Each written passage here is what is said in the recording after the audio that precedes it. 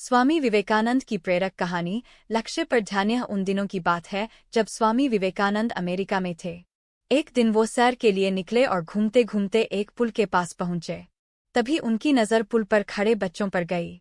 सभी बच्चे बंदूक से पुल के नीचे बहती बड़ी सी नदी में तैर रहे अंडों के छिलकों पर निशाना लगाने की लगातार कोशिश कर रहे थे।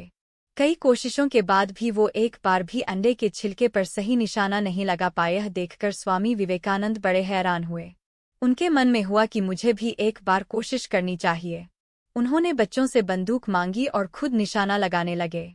स्वामी ने बंदूक तानी और अंडे के छिलके पर पहली बार में ही निशाना लगा लिया। पहला निशाना सही लगने के बाद उन्होंने एक के बाद एक कई सारे अंडे के छिलकों पर सही निशाना लगाया। स्वामी के निशाने की कला को देखकर बच्चे हैरान रह गए। बच्चों ने स्वामी से पूछा कि आखिर वो कैसे एक के बाद एक सही निशाना लगा रहे हैं। आगे बच्चों ने कहा कि वो बहुत देर से उन छिलकों पर निशाना लगाने की कोशिश कर रहे हैं, लेकिन ऐसा हो नहीं रहा है।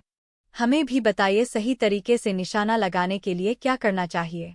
स्वामी विवेकानंद ने बच्चों को जवाब देते हुए कहा कि इस दुनिया में ऐसा कोई काम नहीं है जो किया नहीं जा सकता। दुनिया में कोई भी काम असंभव नहीं है। बस अपना सारा ध्यान उस काम की तरफ लगाओ जिसे तुम्हें करना है या जिसे तुम कर रहे हो।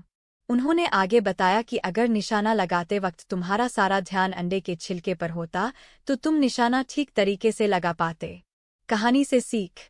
लक्ष्य को पूरा करने की चाहत रखने वाले को हमेशा पूरा ध्यान उस लक्ष्य पर ही रखना चाहिए। ऐसा करने से लक्ष्य चूकता नहीं है।